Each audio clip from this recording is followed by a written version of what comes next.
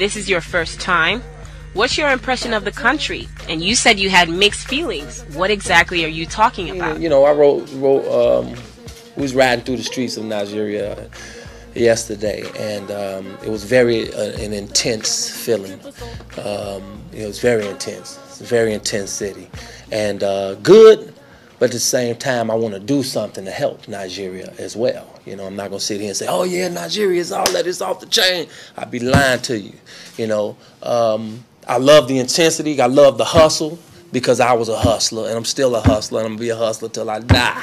You know what I mean? But at the same time, I wish there was something I can do, because I was saddened by seeing the kids in the streets, you know, without parents, running through the cars, almost getting hit by us. You know what I'm saying? And the drivers, and that disturbed me. You know, it made me sad. It made me wish that it was something I could do. I could feel the good here, but I can also feel the poverty. I could feel, you know, the people who don't have. Same thing I feel when I walk through the streets of Chicago, downtown Michigan, up under the ramp where I call it the Lost World. What was the turnout like in SA? What did you feel from the crowd? Do you think they had like a wild time? You know, it was all up to you, man. You had to handle business. So what do you think about SA? Off the chain, as we say in America. We say, if we love it, we say, man, it's off the chain. So, yeah, you know, it's different. It's, you know, the way the crowd received me here in Nigeria, in Africa, everywhere, man. It's more. We love you, R. Kelly, but it's got some spiritual thing with it. You know, I haven't been able to. I can't explain it yet, but I can just say it's very positive energy, and unbelievably positive energy for me, and it's very inspiring to know that I'm welcome the way I am. I feel like I've been welcomed home. Okay, I noticed, you know, the Michael Jackson time when you had to, your shirt was off, and you know, you had the Michael Jackson T-shirt on. Everybody was like, you know, it was different. It was very. How did you feel at that point? Because it wasn't just you anymore. It was you and Michael Jackson, and the whole crowd was, you know, really intense at that point. What did you feel about that point? You know, how did it feel in you? It was very intense for me, and I was very nervous to open up my shirt to reveal the Michael Jackson T-shirt, because I know that people feel the way I feel about Mike, but I didn't know once I opened it up if I was going to be able to get through the rest of the show, because it's, you know, it's very personal for me knowing Michael personally, and you know, and having dealings with him personally, and him becoming a brother of mine and a mentor and all of those other things. I thought once I opened up the shirt I was not going to be able to finish the song, but then I swallowed that lump that be in your throat, you know, when you try not to cry, when you're a man, you know, I was blessed enough to swallow that, and then the crowd just carried me from there, and I just rolled the wings of them. Talking about Michael Jackson anyway, how did you feel and where were you when you heard the news? I was in South Africa, actually, and I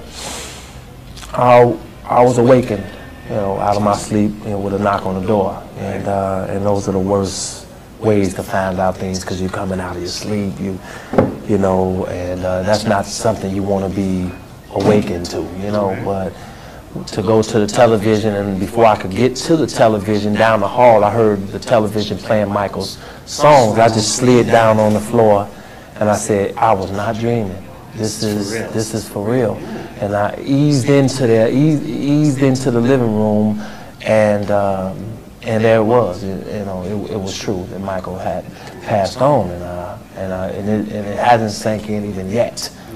And I don't think it ever will with anyone. With the major charity support all over the world by entertainers, we had to ask him if he was setting up a charity initiative in Africa. To be perfectly honest with you, and I talked to Penny and them about this, and my management everywhere, when I first hit Africa and I look around, I said, this kind of reminds me in the weirdest way of where I grew up at and the way I grew up.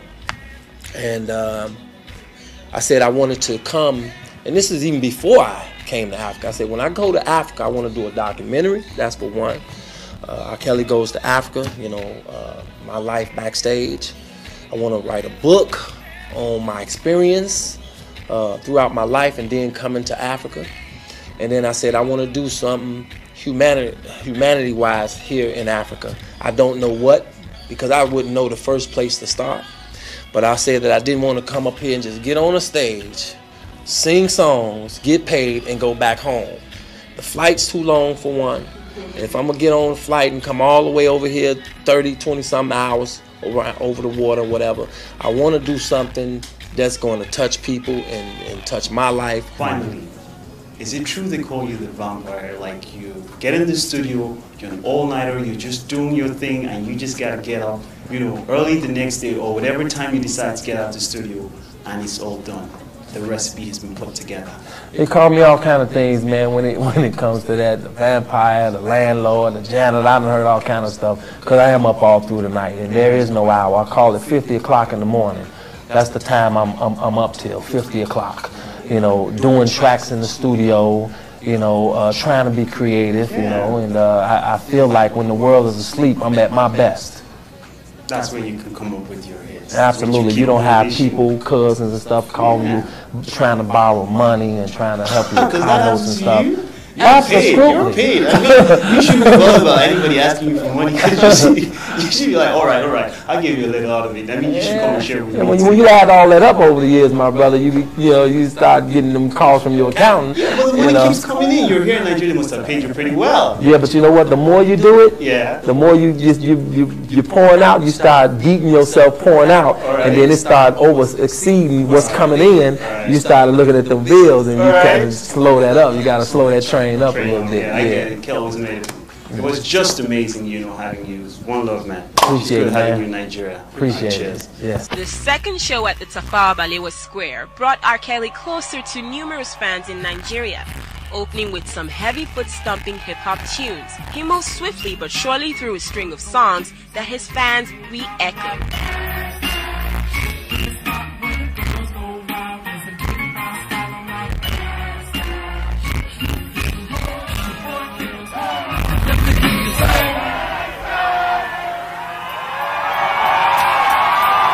Turnout was impressive, though almost ruined by the rain, but fans kept it real and danced under the light downpour, as Lagosians couldn't get enough.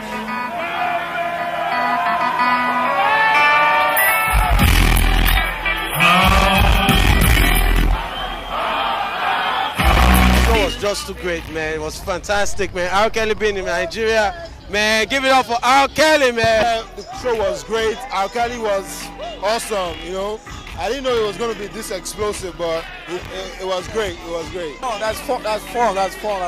It's really fantastic. It's very, very sweet. It's very, very organized. I so much enjoyed that R. Kelly came today. Everybody was happy. It was really nice. Even though we waited for so long and he didn't come, but it was worth it after all. I think it's better than the last this day.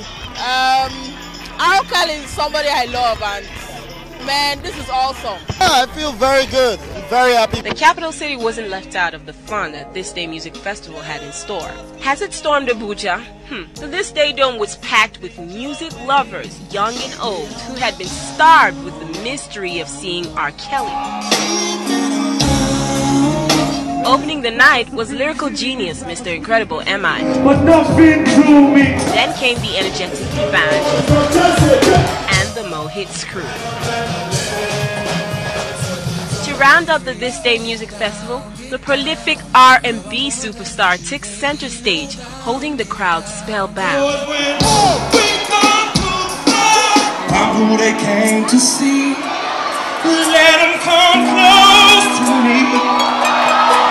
Let them come close to me. Yeah, come on.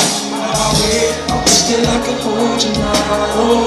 I wish that I could touch you now. I wish that I could talk to you. The This Day Music Festival was sure a worthwhile experience with the prolific Robert Kelly. Only time will tell what This Day Music Festival would present next, as they never stop to amaze me. Now if you want to stop,